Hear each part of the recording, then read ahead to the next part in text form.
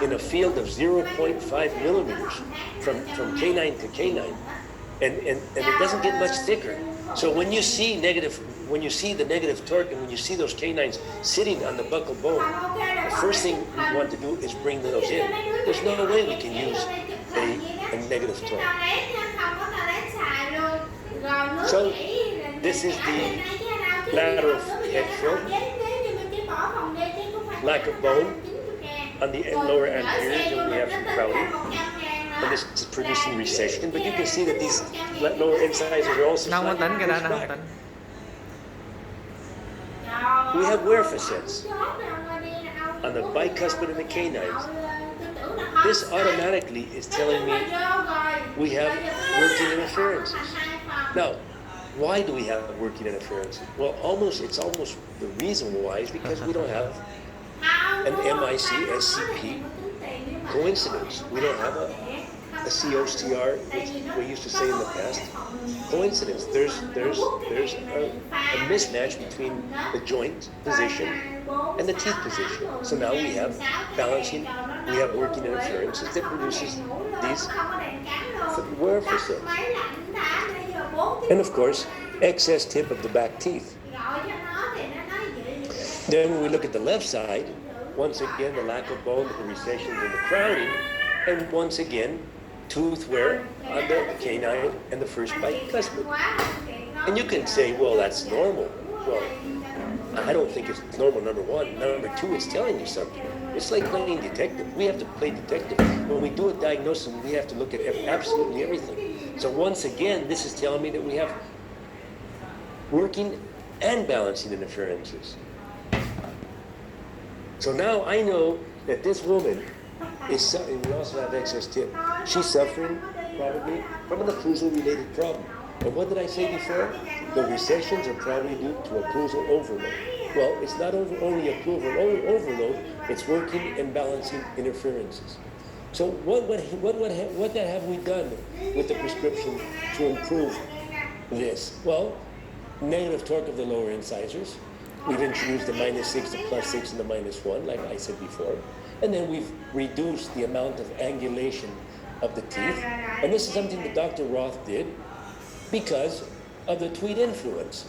Because in the past, everything was done to prepare anchorage. More extractions were being done, and we had no other means for anchorage. So one of the things Dr. Roth did was give the teeth more tip, more rotation, distal rotation, to increase the torque. We no longer need this. So we've taken out this amount of rotation because we don't have very many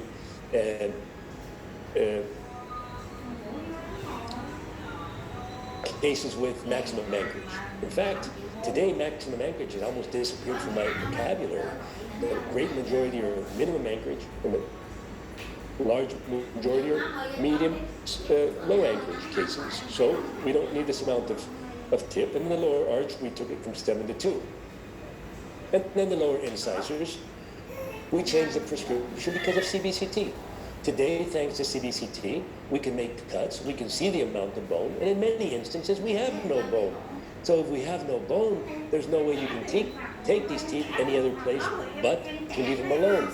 However, sometimes we will be able, thanks to the amount of bone present, to be able to give a +6, or the amount of bone present to give a -6.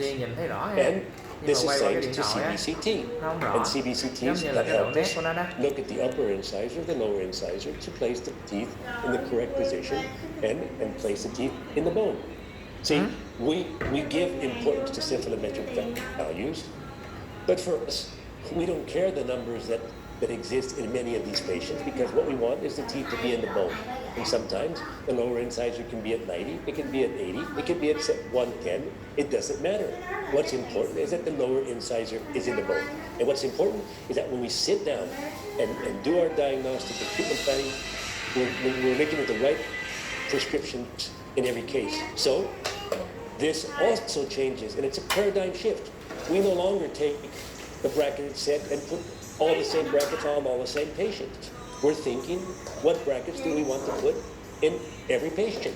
So in some patients, we will say, well, let's change this bracket to this bracket. Let's change this torque values because we're thinking of every patient of how the case is, how the occlusion looks on the mounting, the discrepancy, the interferences, the condyle positions, and the bone levels. All of this is going to tell us which brackets, which torque values we need for every tooth. So once again, we take into account the amount of alveolar in the bone, and this is going to help us correct and choose the correct bracket. Let's look at two examples. One is a class 2, and another is a class 3. This is a little girl who as all of you can see, this is ear class 2. When we look at her growth potentials, we doubt that the mandible will ever reach an ideal position.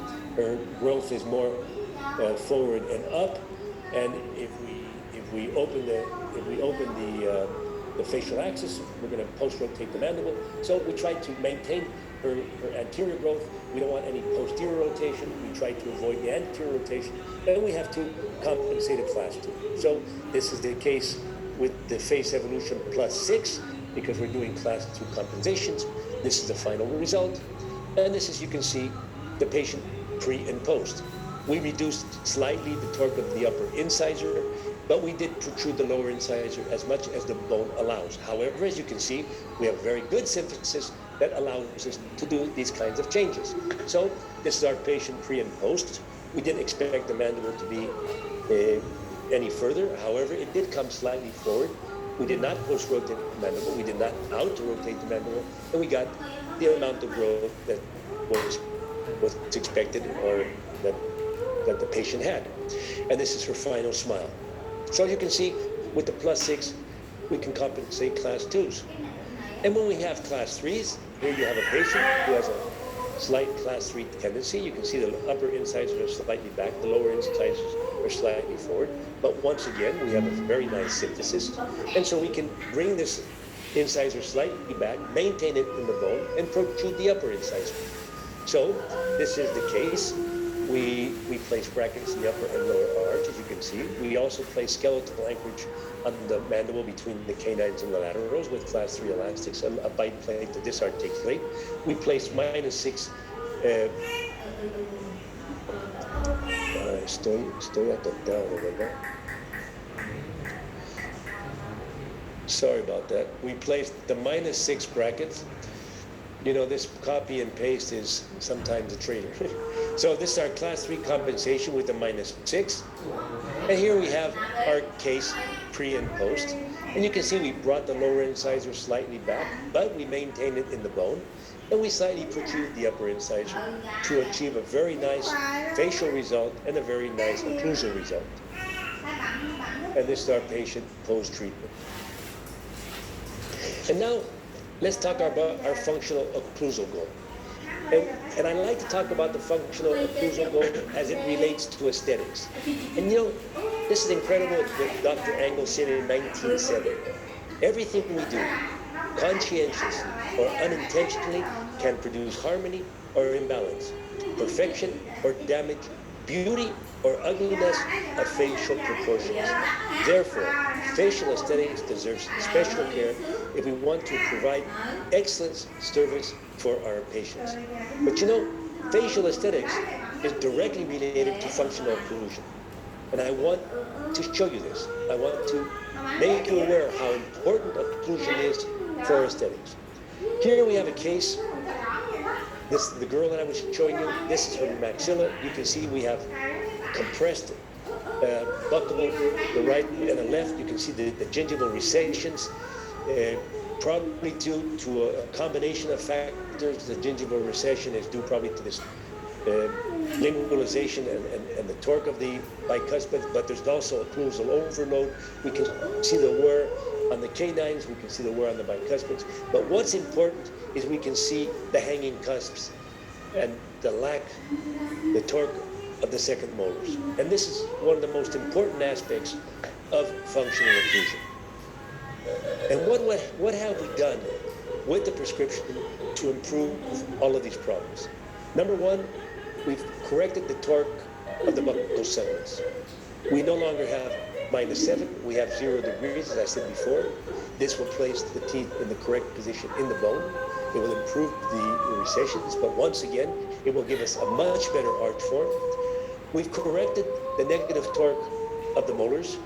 It's been anywhere from -17 to -14. We've placed -30, and then we used the true arch form. So the fact that we have 0 torque on the bicuspids, negative torque, and the arch form has done miracles for us to obtain the aesthetics and the function. And it's so important to have a wide arch form in the front in order to be able to move the mandible to the right, move the mandible to the left without any interference in the front. Because many times when you have a tapered arch form or a Gothic arch form, when you do the mandible movements to the right or the left, you might get interferences on the laterals and the centrals. And this produces tooth wear. And tooth wear happens when you chew. And when you chew and you have interference in the front, this will produce tooth wear. So it's very important to get very nice upright canines, a broad arch form in the front to be able to avoid interferences when the patients are chewing. And then we've changed the torque of the second and first molars to -30. Dr. Roth had -17, then he went to -14. We've introduced -30. -30 to many of you seem like an exaggeration. To many of you, it seems like we're going to take these teeth out of the bone. But what you don't understand is that there's so much play of the arch wires inside the slot. Look at this tube. It's not a forested dent tube, but we won't say from where it comes from. But there's a 17-degree play. I mean, if you put a -17, you're getting 0. If you're putting a -14, you're getting +3. See, so we placed -30 to be able to get -14. And this is why we've introduced a -30 degree torque in our upper and second molars, because this is what's going to help us do a lot more with just arch wires and the tubes. See, almost all of the rest of the prescriptions in the market today are very far from -30. In fact, we're the only prescription with -30. We have -16, we have -14, -17. No one has -30. It's impossible to correct the torque of the second molars if you don't have at least -30. And I'm going to show you this. And this is why I said that the face prescription, the Evolution appliances, is the first prescription that takes into account function. Because you're going to see that the second molars can make you or break you. Every time I see tooth wear, every time I see abfractions, every time I see recessions, every time I see relapse, if I take a mounting, almost in a large majority of these patients, I see orthopedic instability. And orthopedic instability due to the second molar, which will not allow the mandible to see correctly. So this is why we introduced the -3, because function is the key to stability and aesthetics. Steve, work hard and play hardly. And this is one of the things that I must agree, the precision of forested dent. When Dr. Ayala and Dr. Pedro Cordova did their study on the play, they came to the conclusion that the forested dent brackets had much less play than all the rest. And that's why we say German precision in orthodontics. You can see these images with a 1925 stainless steel in a 22 slot, very little play. But when you go to a 21-25 in a 22 slot, you can see that there's almost no play. So we've come up with a very good bracket, and on top of that, with -30 degrees for the second molars. So this is the situation we see all too often. This is the hanging second molar cusps on the second molars. We have an increase of Wilson, which produces posterior interferences. And what do we see? We see the hanging cusp, and we've corrected it with TPAs for many years. And what did we do with the TPAs? We intruded the second molars, we corrected the curvature, and we eliminated the interferences. However, it's a lot of work. And let's face it, it's not nice to increase to place and take out, place and take out, place and take out a TPA on every visit, which is necessary if you want to correct this torque. So you can see that we were very, very successful with TPAs. But today, with the minus 30, and you can see that this was done with TPAs, and we can achieve it, there's no doubt. But today, we no longer use TPAs to correct the torque. See, we do it with the minus 30. Sometimes we will use TADs, but we don't use TADs to correct the torque. The TADs are there to help us correct the torque, but the TADs are used for vertical control. So the TADs help us intrude the second molars, intrude the first molars. At the same time, we're correcting the torque. So here you have an example of hanging cusps and the torque of the second molars, a large increase in the curve of speed. We place in our brackets, and this is the case 6, 8, 10 months post-treatment with an extraction case. And now you can see that we've leveled the curve of Wilson. And this is before and after. No auxiliaries were used, no TPAs, no TADs, just the minus 30 prescription. This is another case. Once again, we change it. You can see here, there's a little filling here on this bicuspid, and there's a little filling on this bicuspid. And why do I say that? Because now you can compare. Here you see the filling, here you see the filling. It's the same patient. And look at the beautiful, beautiful position of the 6s and 7s, only with the minus 30 prescription. Is this important? Why is it important? What implications are involved? Well, it's important because inadequate torque of the second molars, the hanging palatal cusps, can produce muscular adaptation, change in condylar position, and orthopedic instability. And this leads to orthodontic relapse, recession, abfractions, sometimes TMD problems. It's an important issue. We cannot disregard the second molar. So now this is the hanging cusp, the increased curve of Wilson.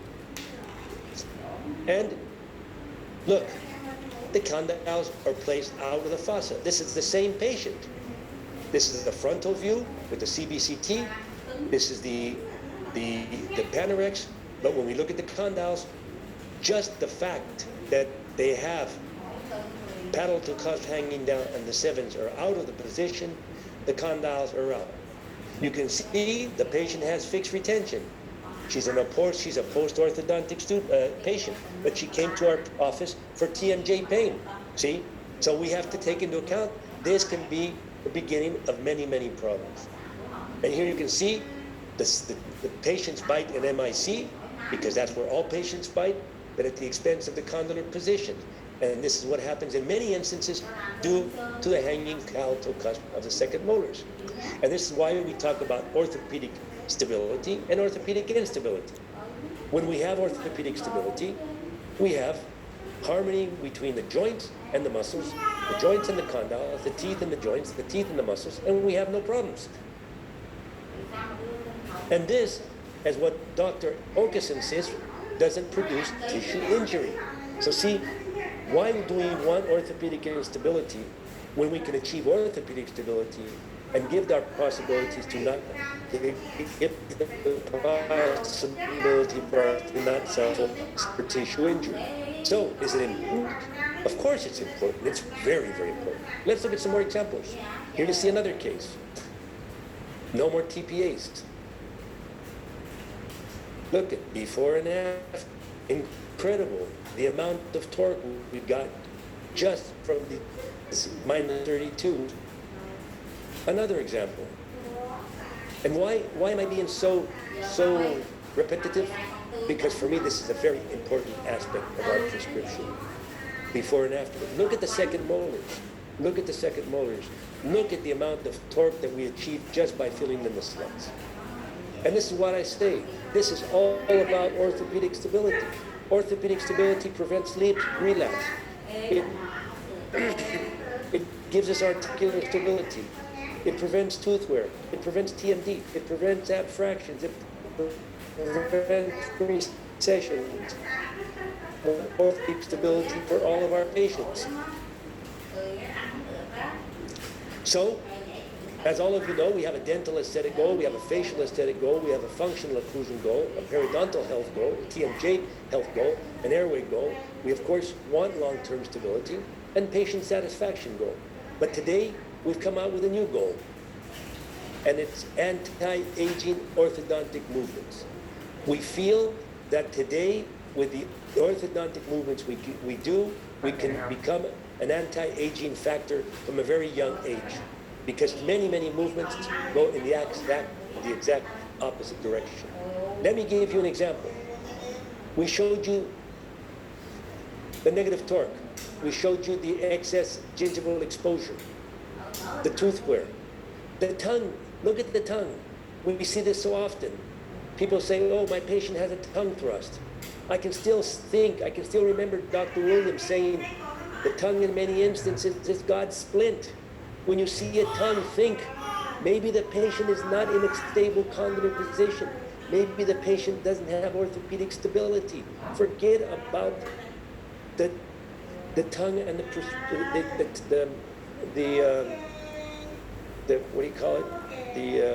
tongue habits. See, so when I look at the negative torque, I look at the excess gingival exposure.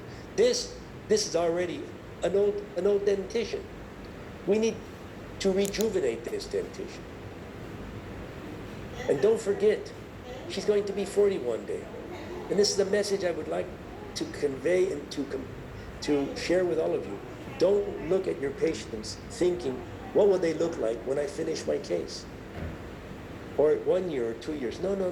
Think about your patients when they're young, that they're going to be 40 years old. Do we want recessions when they're 40 years old? Do we want tooth wear when they're 40 years old? Do we want this type of negative torque when they're 40 years old? No. Do we want these black corridors when they're 40 years old? Insufficient tooth exposure at rest, a poor smile line, slight lip incompetence. Do we want this? No. She was going to be 40 someday. So, what have we done for anti-aging? Well, we've given positive torque on the canines.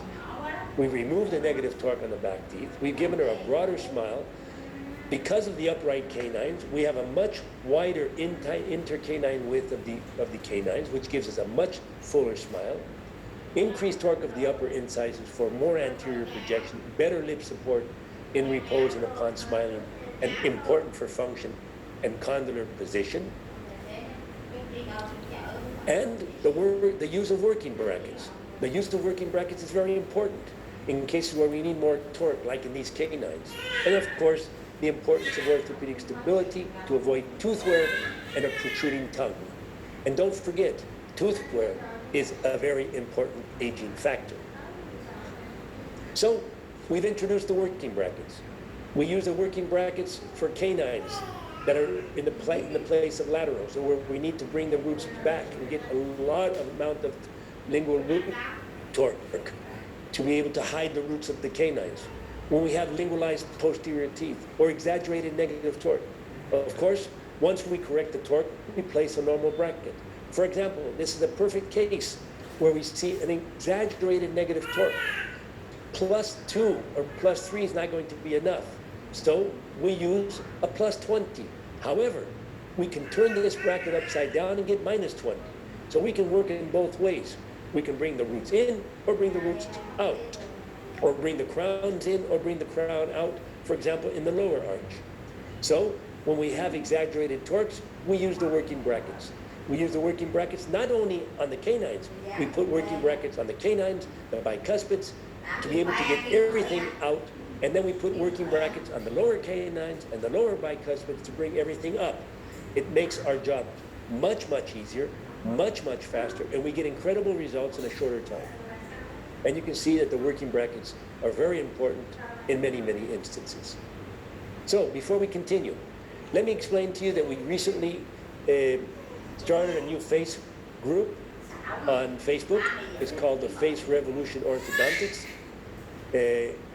Join the revolution. It's been in use now for just a little over a month.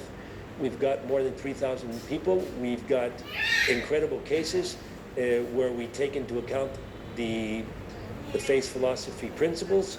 We want to show you how we do what we do, and we have doctors presenting from all over the world. So here we are on Facebook, and I ask you to join and be part of the face revolution. Join the revolution. So back to our case. This is the little girl, 19. Of course, I'm getting old, so everyone looks like little girls to me. So now we need to make a decision, because this is the discrepancy, and this is the discrepancy. So we do have a discrepancy. And if you look here, you can see where she's wearing her teeth. Here's the case where the tooth wear is happening because we have interferences on working and balancing. And you look at the condyles, you can see that there's too much space here, less space here. This condyle is down and back, and this condyle is down and back. So we have two distracted condyles with little flattening, which is usually due to overload. And you can see the left condyle has a lot of distance between the fossa and the condyle, so we have both condyles are distracted, but the left much more than the right. So, as you can imagine, we're going to start with a splint. And we use the splint because this is our formula. 1, 2, 3, and 4. It seemed like a very simple case. Oh, a little bit of stripping, let's put an aligner, let's put some brackets, we can resolve this case. But you know what? Because of the thorough diagnosis, and this is what we do in the face group, is we dedicate time and energy to diagnosis. This case is not started with orthodontics. It started with diagnosis, and we're gonna see the condyle and place the condyle in the fossa. We're gonna use the splint, and then we'll talk about the true diagnosis. So this is our patient post-splint, and you can see we have a much larger class 2, a much larger overbite, and overjet, excuse me, and an open bite. It has nothing to do with the case that came into the door of our office. See? And now we understand why she has to be careful, why she has recessions, and why she's got and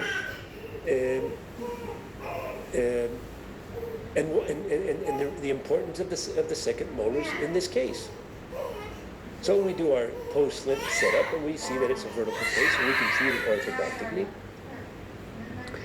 And now we start by cementing the brackets. And of course, our bracket of choice is the Face Evolution 2, which is a self-ligating bracket. And I hear so often, oh doctor, self-ligating brackets are too complicated. Well, let me show you how complicated it is to open up a self-ligating bracket. I mean, anyone can do this. Look how easy it is to open up the brackets. I can change an arch wire in a matter of a minute. And then look how easy it is to close the arch wire, the bracket. So see, to remove and place an arch wire is this simple. And today, because of the improvement of the clips, we have very, very, very, very few clip failures today. In fact, I can't remember when a nurse complained about a clip failure. And now another way to open it is by using this instrument on the clip.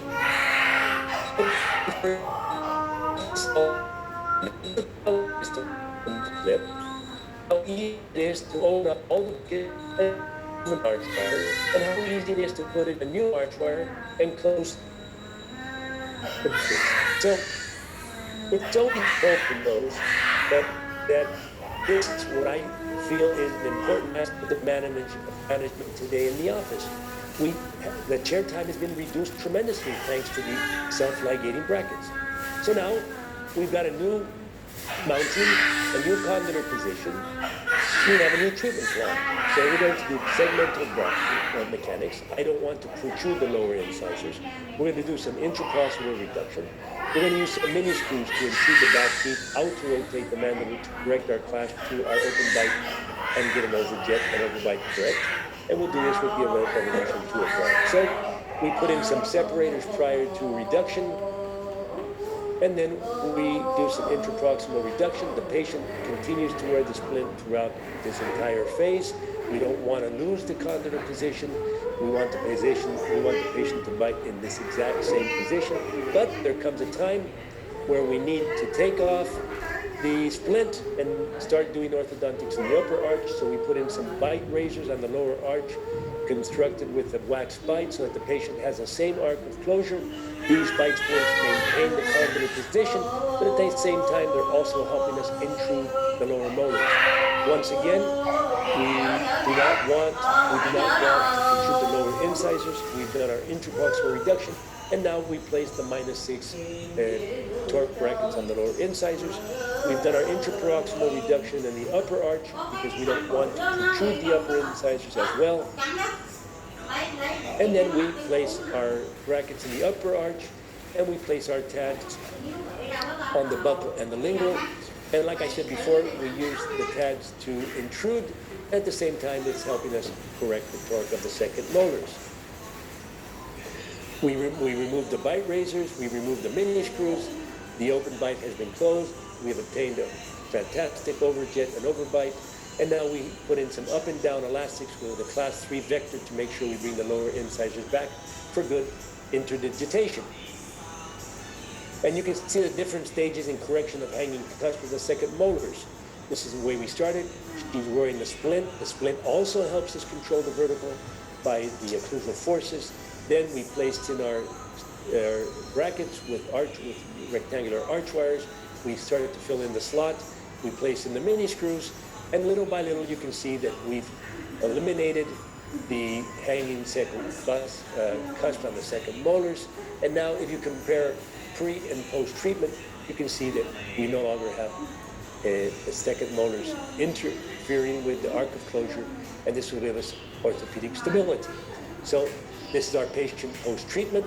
You can see we have a beautiful wide arch smile, upright teeth, upright canines, very, very little buccal corridors, beautiful smile, very nice profile, slightly lip incompetent, but very slightly. But like my wife says, if you look at any journal today, beauty journal, almost all models are slightly lip incompetent, so it's not something to worry about. A beautiful smile, good lip exposure, good gingival exposure, good support of the upper lip, good support of the lower lip. And this is the final result. And now when you look at this case, you can see that thanks to the positive torque on the canines, thanks to the positive torque on the bicuspids, and thanks to less negative torque on the lower arch, we've got a very nice wide smile. The intercanine width has been increased easily between 3 to 5 millimeters. This gives us a much wider smile. We have function. Look at the 1 millimeter overjet at the canines. This is exactly what we need for the immediate side shift. We no longer have now any interference in working, no interference in balancing, and she will never wear her teeth as long as she maintains this. So this is the right side. The left side, you can see we got very nice interdigitation. This is the two arch forms. And now you can see that this is our anti-aging effect. The positive torque of the upper and lower canines, the positive torque of the buccal segments, the wider smile as the canines are more upright, less buccal corridors due to the positive torque, less gingival exposure of lateral buccal segments due to positive torque. And this is what we call our anti-aging orthodontic movements. And when we look at this, we can see that we've increased her exposure at rest. And this definitely has a rejuvenating effect. She's going to be 40. If she would stay like this, by the time she's 40, she would show only her lower incisors and show upper incisors. Look at the beautiful exposure of teeth in the pose now. This is anti-orthodontic movements. More tooth exposure at rest. So now, when we look at the entire case, we can see that we've achieved our dental aesthetics, we've achieved our facial aesthetics, we've achieved our functional occlusion, we've achieved periodontal health, we've achieved TMJ health, we've achieved airway, long-term stability, and our anti-aging movements. So this is the final Panorex. Thank God, 48 is in a terrible position. I will have no problems in convincing the mother and father to extract this third molar, and I will extract the third molars, and I almost always do it because don't forget the third molars can also have hanging cusps, can also be an interference, and can also change the arc of closure and produce orthopedic instability. So before that happens, we want the third molars out. You might say, well, you got some recession, you got some root resorption on the central and lateral incisors. Well, when you look at the lateral film from the side and you look at the frontal head film, you can see we have very nice roots, so I'm not concerned about tooth resorption. Airway is very, very nice, 254, the smallest diameter. Our condyles have seated slightly upward and forward. You can see we have much less space here, more space here, less space here than here. We've got definitely some condylar changes, but what's important now is that we have condyles at the same position as the joints. So this is our before and after case. This is before and after. You can see the amount of distance from the canines for a much wider smile. You can see the positive torque on the back teeth, the more upright segments of the lower arch, the beautiful gingiva now on the lower incisors with the teeth are now placed back into the bone. And now when we take our mounting, you can see that we have MIC is equal to CO, which means the patient bites in one position. This is orthopedic stability. Orthopedic stability is going to give us longevity, lack of tooth wear, etc., etc. So when we look at this, we can see that we've achieved all of our goals. And what's most important is patient satisfaction. And this is what FACE is all about. FACE is about goal-oriented treatment. But today, thanks to the FACE Evolution appliance that was made by Forest Dent for the FACE group, we now have the appliance to help us achieve our goals. And I want to thank Forest Dent for the effort they did for us, because this has changed the way we do orthodontics. And today, with the appliance that helps us achieve our periodontal health goal, our T&J health goal, our functional occlusal goal, we can achieve orthopedic stability. So I want to thank all of you for your attention. I want to say hello to all my friends. I miss all of you, and I cannot wait to take an airplane and visit all of you. Goodbye. I'm ready for questions. Thank you very much.